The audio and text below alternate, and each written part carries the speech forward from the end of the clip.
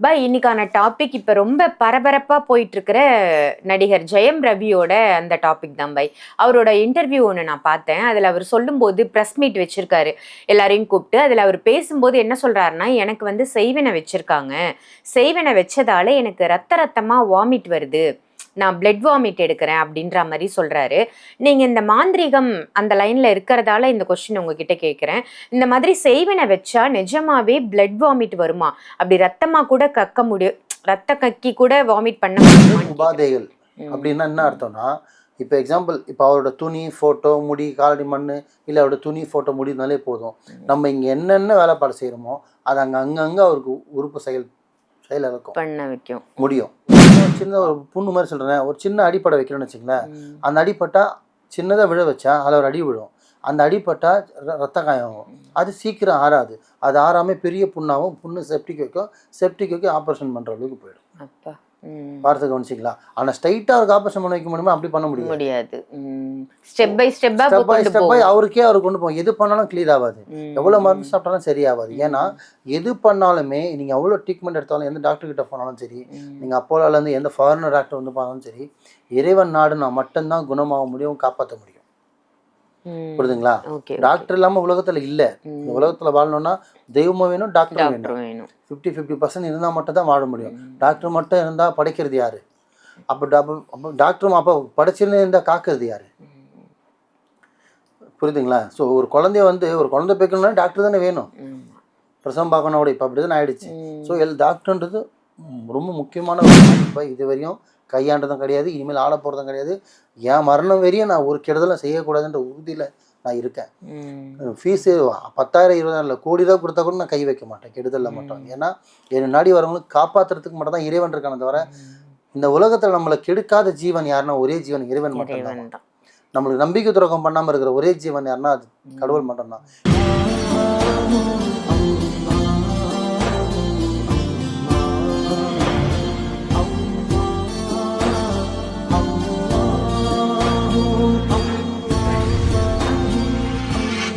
மர்ஜின் மணியர்கள் அனைவருக்கும் அன்பான வணக்கங்கள். புழல் காவாங்கரை ட்ரிப்ளம் டவர்ஸ்ல இருக்கக்கூடிய மாலிக் பாய் அவர்களை தான் சந்திக்க வந்திருக்கோம். வணக்கம் பாய். வணக்கம்மா.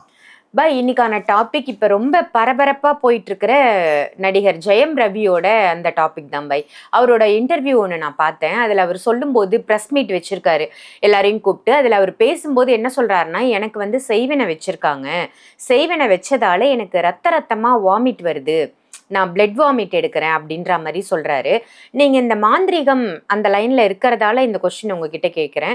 இந்த மாதிரி செய்வினை வச்சா நிஜமாவே பிளட் வாமிட் வருமா? அப்படி ரத்தமா கூட கக்க முடியும், ரத்த கக்கி கூட வாமிட் பண்ண முடியுமான்னு கேட்குறேன். ஆக்சுவலி வந்து நான் கூட அந்த வீடியோ ரீசெண்டாக நிறைய இப்போ தான் ட்ரெண்டிங்காக போயிட்டு இருக்கு. நானும் பார்த்துருந்தேன் அந்த வீடியோவை. இது வந்து ஜெயம் ரவிக்கு தான் வச்சான்னு இல்லை, எந்த ரவிக்கு வச்சாலுமே வரும். ஏன் அப்படின்னா, ரத்த வாந்தி வைக்க முடியுமா, இல்லை தனியாக பித்து பிடிக்க வைக்க முடியுமா, இல்லை தனியாக கை கால் விழ வைக்க முடியுமான்றதோட ஸ்பெசிஃபிக்காக வந்து இதுக்கு தான் ரத்த வாந்திக்குன்னு சொல்லிட்டுலாம் வந்து செய்வினை மூலிமா செய்ய முடியாது. அதாவது ஒரு ஏவல் வைக்கிறோம், ஒரு ஏவல் ஏவி விட்டாலும் சரி, இல்லை அவருக்கு பில்லி சூனியம் பண்ணாலும் சரி, சரிங்களா, இல்லை செய்வன மூலிமா பண்ணாலும் சரி, மூணுமே ஒன்று ரிலேட் மாறும். இது எது பண்ணாலுமே வந்து ஸ்பெசிஃபிக்காக இப்போ எக்ஸாம்பிள் ரத்த வாந்தி மட்டும் தான் அவர் எடுக்கணும் அப்படின்னு பண்ணவே முடியாது. அது நடக்காத காரியம், சும்மா அது. ஆனால் ஒருத்தர் வந்து உடல் உபாதைகள் அப்படின்னா என்ன அர்த்தம்னா, இப்போ எக்ஸாம்பிள், இப்போ அவரோட துணி ஃபோட்டோ முடி காலடி மண் இல்லை அவரோட துணி ஃபோட்டோ முடினாலே போதும். நம்ம இங்கே என்னென்ன வேலைப்பாடு செய்கிறோமோ அது அங்கங்கே அவருக்கு உறுப்பு செயல் இழக்கும் பண்ண வைக்கும் முடியும். ஆமாம். எப்படின்னா, முதல்ல வந்து பார்த்தீங்கன்னா, ஒருத்தர் ஒன்றுமே இல்லாமல் செய்வனை வைக்கணும்னு நினச்சிட்டோன்னா, செய்வனை நிறைய வகை இருக்குது. பித்து பிடிச்ச மாதிரி போகணுன்னா ஒன்றுமே தெரியாமல் செஞ்சதெல்லாம் மறந்துட்டு துணி இருக்காதுன்னு தெரியாமல், ஏன்னா அப்படியே சுற்ற ஆரம்பிச்சு நீங்கள் பார்த்துருப்பீங்க, நிறைய சிக்னல்லையோ டிக்கெட்லையோ எங்கே வேணாலும் பார்த்துருக்கலாம். இந்த உலகத்தில் யாரும் வந்து பைத்தியக்காரனாக பிறக்கிறதே இல்லைம்மா, புத்திசாலி பிறக்கிறது இல்லை. எல்லாமே செய்வனெல்லாம் பாதிக்கப்படுறது தான் இது.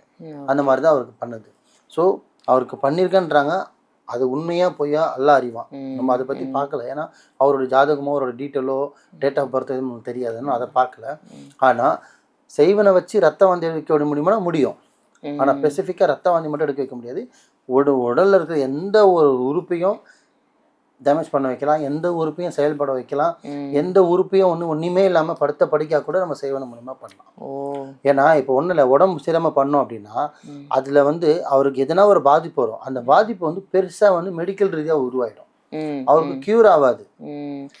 எவ்வளவு ட்ரீட்மெண்ட் கொடுத்தாலும் சரி பண்ண முடியாது. ஒரு எப்படி நான் சின்ன ஒரு புண்ணு மாதிரி சொல்றேன், ஒரு சின்ன அடிப்படை வைக்கணும்னு வச்சுங்களேன், அந்த அடிப்பட்டா சின்னதாக விழ வச்சா அதில் ஒரு அடி விழும், அந்த அடிப்பட்டா ரத்த காயம் ஆகும், அது சீக்கிரம் ஆறாது, அது ஆறாம பெரிய புண்ணாகும், புண்ணு செப்டிக் வைக்கும் ஆப்ரேஷன் பண்ற அளவுக்கு போயிடும். பார்த்து கவனிச்சிக்கலாம். ஆனால் ஸ்ட்ரைட்டாக அவருக்கு ஆப்ரேஷன் பண்ண வைக்க முடியுமா? அப்படி பண்ண முடியாது. ஸ்டெப் பை ஸ்டெப் அவருக்கே அவர் கொண்டு போகும். எது பண்ணாலும் கிளியர் ஆகாது, எவ்வளோ மருந்து சாப்பிட்டாலும் சரியாகாது. ஏன்னா எது பண்ணாலுமே நீங்கள் எவ்வளோ ட்ரீட்மெண்ட் எடுத்தாலும், எந்த டாக்டர் கிட்ட போனாலும் சரி, நீங்கள் அப்போலாலேருந்து எந்த ஃபாரினர் டாக்டர் வந்து போனாலும் சரி, இறைவன் நாடுனா மட்டும்தான் குணமாக முடியும், காப்பாற்ற முடியும். புரியுதுங்களா? டாக்டர் இல்லாமல் உலகத்தில் இல்லை. இந்த உலகத்தில் வாழணும்னா தெய்வமும் வேணும், டாக்டரும் வேணும். 50% இருந்தால் மட்டும் தான் வாழ முடியும். டாக்டர் மட்டும் இருந்தால் படைக்கிறது யாரு? அப்போ டாக்டரும் அப்போ படைச்சிருந்து இருந்தால் காக்கிறது யாரு? புரியுதுங்களா? ஸோ ஒரு குழந்தைய வந்து ஒரு குழந்தை பேக்கணும்னா டாக்டர் தானே வேணும், பிரசவம் பார்க்கணும். இப்போ அப்படி தான் ஆயிடுச்சு. ஸோ டாக்டர்ன்றது ரொம்ப முக்கியமான ஒரு மஸ்ட். சொல்ல வர்றது என்னன்னா, ஒரு உடல்நிலை நம்மளுக்கு சரியில்லைன்னா முதல்ல வந்து நம்ம நாடக்கூடிய ஆள் வந்து மாந்திரிகரோ ஜோதிடரோ கிடையாது, டாக்டர் தான் நாடணும். எனக்கே உடம்புனா டாக்டர் தான் நான் பார்ப்பேன். அதுக்கப்புறம் தான் என்னோட பர்சனல் லைஃப் என்னென்னு பார்ப்பேன். அந்த மாதிரி உங்களுக்கு எந்த ஒரு பிரச்சனை இருந்தாலும் சரி, பிளட் வாமிட் எடுக்கிறீங்க, இல்லை படுத்த படிக்கா இருக்கீங்க, இல்லை கை கால் விழுந்துச்சு, இல்லை உடல்நிலை சரியில்லை, சடனாக உங்களுக்கு கேர் ஆகுது, இப்போ நார்மலாக உங்கள் உடம்புல ஒரு ஏதோ ஒரு உடம்புல உபாதைகள் எல்லாம் பிரச்சனை இருந்து இந்த மாதிரி ப்ராப்ளம் வந்தால் பரவாயில்ல, நல்லா போயிட்டு இந்த லைஃப்பில் சடனாக ஒரு ப்ராப்ளம் வந்தால் முதல்ல டாக்டர் அணுகுங்க. டாக்டரை பார்த்துட்டு எந்த எல்லாமே நல்லா இருக்குது அப்படின்னா அடுத்தது நீங்கள் நாடக்கூடிய ஆள் மாந்திரிகர் மட்டும்தான் நாடணும். அப்போ என்ன இருக்குது எது இருக்குன்னு பார்த்துட்டு அதை கிளியர் பண்ணிங்கன்னா அது ஆறிடும். ஏன்னா சீக்கிரத்தை உங்களை முன்னேறோடம் பண்ணுறது தான் செய்வேனே, பித்து பிடிக்க வைக்கிறது தான் செய்வேனே, பைத்தக்காரன் ஆக்குறது தான் செய்வேனே, படுத்த படிக்காக்குறது தான் செய்வேனே, கால் கழுவி வைக்கிறது தான், கால் கை விழ வச்சு படுக்க வைக்கிறது தான் செய்வேனே. ஸோ அதில் பிளட் வாமிட் இல்லை, எது ஒன்றாலும் நடக்கும். ஆனால் செய்வனை வச்சா ஒரு மனுஷனை என்ன வேணா சித்திரவதை பண்ணலாம், உயிரெடுக்க மட்டும் முடியாதுமா. உயிரெடுக்கிறத தவிர்த்து மிச்சம் எல்லாமே அவனை எவ்வளோ துன்படுத்த முடியுமோ அதை துன்படுத்தலாம், அதான் செய்வேன் இல்லை. ஆனால் இந்த எதுவுமே இந்த மாலிக் பாய் இது வரையும் கையாண்டதும் கிடையாது, இனிமேல் ஆள போகிறதும் கிடையாது. என் மரணம் வரையும் நான் ஒரு கெடுதலும் செய்யக்கூடாதுன்ற உறுதியில் நான் இருக்கேன். ஃபீஸு 10,000 20,000 இல்லை, கோடி ரூபா கொடுத்தா கூட நான் கை வைக்க மாட்டேன் கெடுதலில் மட்டும். ஏன்னா என் நாடி வரவங்களுக்கு காப்பாற்றுறதுக்கு மட்டும் தான் இறைவன் இருக்கான தவிர இந்த உலகத்தில் நம்மளை கெடுக்காத ஜீவன் யாருன்னா ஒரே ஜீவன் இறைவன் மட்டும்தான். நம்மளுக்கு நம்பிக்கை துரோகம் பண்ணாமல் இருக்கிற ஒரே ஜீவன் யாருன்னா அது கடவுள் மட்டும்தான். சில நேரத்தில் தாயை கூட நம்பிக்கை துரோகம் பண்ணிடுறாங்க, எவ்வளோ பேருக்கு இருக்காங்களா இல்லையா, மனைவியே பண்ணிடுறாங்க. ஆனால் நம்மளை கெட்டு போகக்கூடாது, அவனை கெடுக்கக்கூடாது, கெடுதலை தள்ளி விடக்கூடாதுன்னு நினைக்கிற ஒரே ஜீவன் நம்மளை படைச்சவன் மட்டும்தான். அவன் நாடுங்க, தயவு செஞ்சு நல்லதே செய்யுங்க, நல்லதே நினைங்க. உங்களை ஒருத்தன் கெடுத்தானா அவனை நேரில் போயிடுங்க, இல்லையா விட்டுடுங்க, இறைவன் மேலே பாரத்தை போட்டு விட்டுருங்க. ஆனால் அவனை அழிக்கணும் நீங்கள் தான் அழிஞ்சு போகிறீங்க. ஒருத்தனுக்கு செய்யணும் வைக்கிறேன் சொந்த காசை நீங்கள் சூனியம் வச்சுக்கிறீங்க, அவனை கெடுக்கிறேன் நீங்கள் கெடுக்கிறீங்க, அவனை தள்ளி விடுற நீங்கள் விழுந்துடுறீங்க. ஸோ பள்ளத்தில் நீங்கள் தான் விட்டீங்க தவிர அவன் விடலை, அவனை காப்பாற்றிடுவான். ஏன்னா அவன் வந்து முன்னாடி உங்களுக்கு தப்பு பண்ணதை தவிர பின்னாடி செய்வனை வைக்கல. அதே மாதிரி உங்கள் தைரியம் தான் முன்னாடி அடிச்சிருங்க, பின்னாடி அடிக்க வேணாம் தான் சொல்கிறேன். ஸோ முடிஞ்சளவுக்கு செய்வனை கையாளாதீங்க.